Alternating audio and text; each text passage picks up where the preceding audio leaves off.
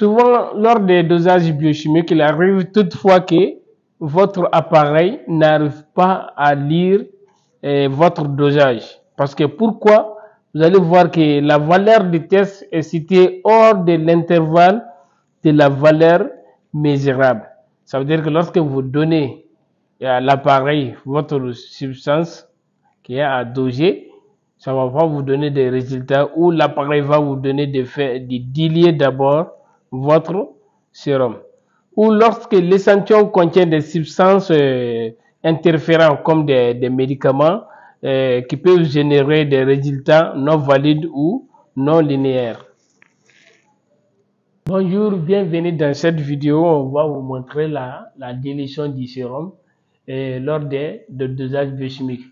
Lorsque vous donnez à l'appareil votre dosage et que l'échantillon contient une valeur qui est située en dehors de l'intervalle des mesurables, là l'appareil va vous demander de faire la dilution du sérum. Maintenant, comment on fait la dilution du sérum? La dilution se fait d'abord par l'eau distillée stérile. Pas du sérum physiologique ni autre diluant. L'eau distillée stérile, ça veut dire qu'il ne contient aucun élément minéraux. D'accord? Vous avez besoin de la pipette, de la micro-pipette, vous avez besoin des types à hémolyse. Maintenant, voici ce dont vous allez faire. Vous voyez les types qui sont numérotés ici 1, 2, 3, 4, 5, 6, 7, 8, 9 et 10. Maintenant, je vais prendre la pipette. Regardez la pipette de 100. Voici la pipette de 1000. D'accord? Je vais régler cette pipette-là en pipette de 100.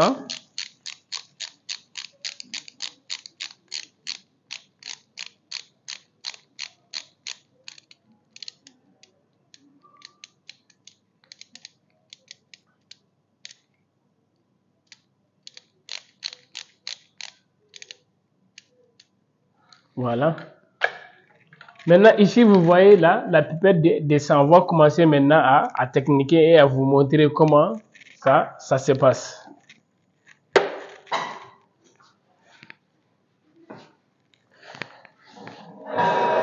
Voilà.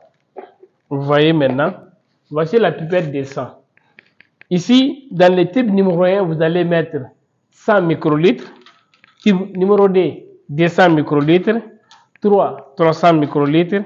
4, 400 microlitres. 5, 500 microlitres. 6, 600 microlitres. 7, 700 microlitres.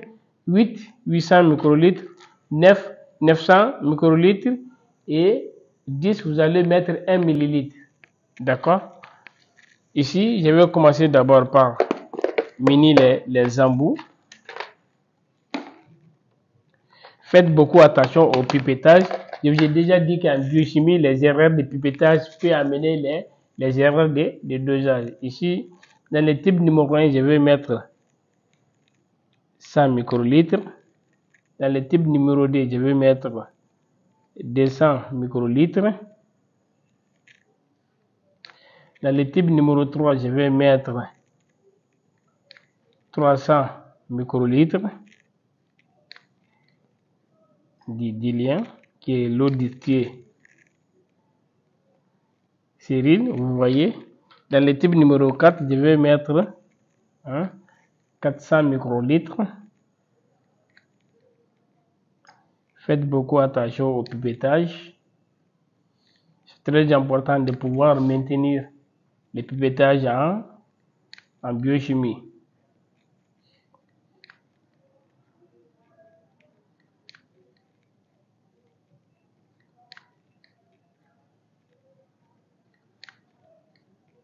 Maintenant, on va arriver au 6.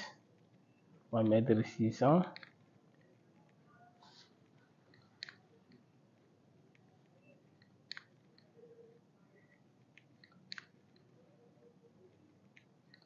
Le 7, maintenant, on va mettre 7 fois 100 microlitres qui fait 700 microlitres.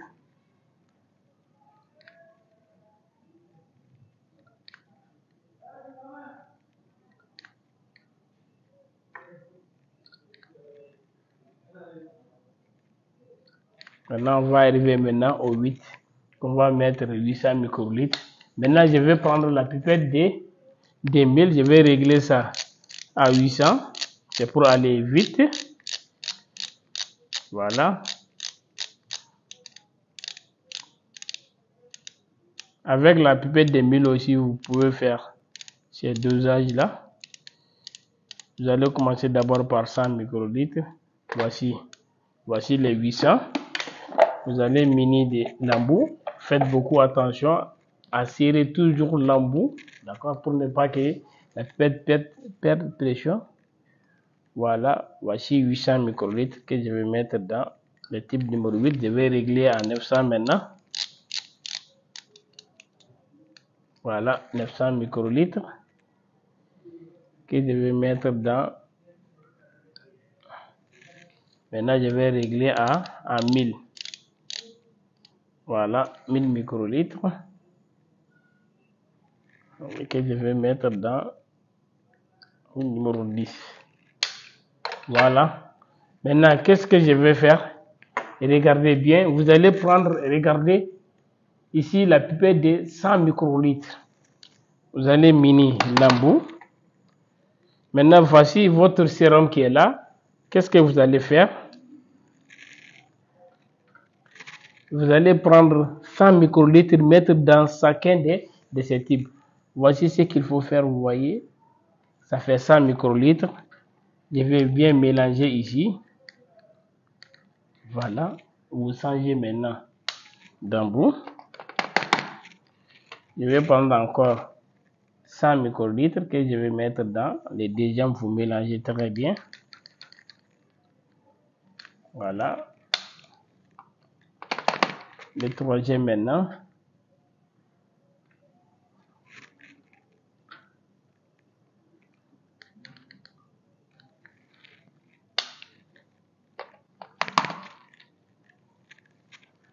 On va arriver au quatrième maintenant.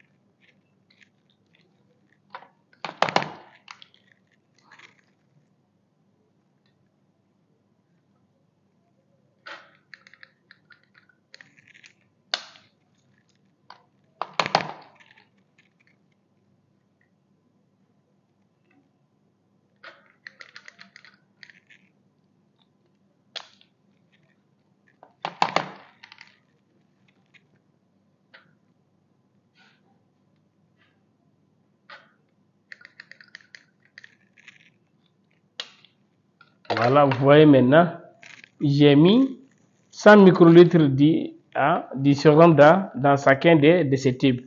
Maintenant, je peux commencer à faire d'abord avec ici les numéros 1. Après, si c'est élevé encore, l'appareil demande une autre direction, je vais prendre les numéros 1, ainsi de suite, jusqu'à ce que là où l'appareil arrive à donner une valeur. Et lorsque vous avez cette valeur-là, il faudra tenir compte des facteurs de dilution.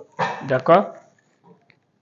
Voilà, ici, le facteur de dilution ici, ça veut dire que vous avez mis 100 microlitres de sérum contre 100 microlitres de diluant. Le facteur de dilution ici, dans le type numéro 1, c'est D. Pour les D, c'est 3. Pour les 3, c'est 4. Pour les 4, c'est 5. Pour les 5, c'est 6. Pour les 6, c'est 7. Pour les 7, c'est 8. Pour les 8, c'est 9. Pour les 9, c'est 10. Et pour les 10, c'est 11. D'accord? Ici, de 1, vous augmentez. Ici, ça veut dire que le facteur de dilution ici, c'est D. D'accord? Lorsque vous faites les dosages, si ça passe avec dilution numéro 1, ça veut dire que le facteur de dilution, c'est D. D'accord? Pour les D aussi, si ça passe avec les D aussi, facteur de dilution que vous pouvez tenir, c'est 3. Ainsi de suite. D'accord? Voici comment vous pouvez diluer votre sérum de façon manuelle lorsque votre échantillon donne une valeur qui est située en dehors de la zone de lecture de l'appareil. Ça veut dire que l'appareil n'arrive pas à donner une valeur et l'appareil vous demande de faire une dilution de votre substance. Maintenant, on va vous montrer dans un tableau les diluants et les facteurs de dilution dans un tableau pour bien vous expliquer encore cette dilution. Voici dans les tableaux la dilution manuelle. Vous avez d'abord un volume d'échantillon, volume de diluant et volume total facteur de dilution. On va commencer par les 1. Quand vous prenez 100 microlitres du plasma, placez 100 microlitres de diluant, facteur de dilution sur 2. 100 microlitres du plasma, 200 microlitres de diluant, facteur de dilution sur 3. Ainsi de suite jusqu'à 100 microlitres de plasma plus 1 millilitre de diluant qui fait comme facteur de dilution 11. Maintenant, chaque fois que vous faites les dosages avec une dilution, il faut en tenir compte du facteur de dilution lors de l'interprétation des résultats.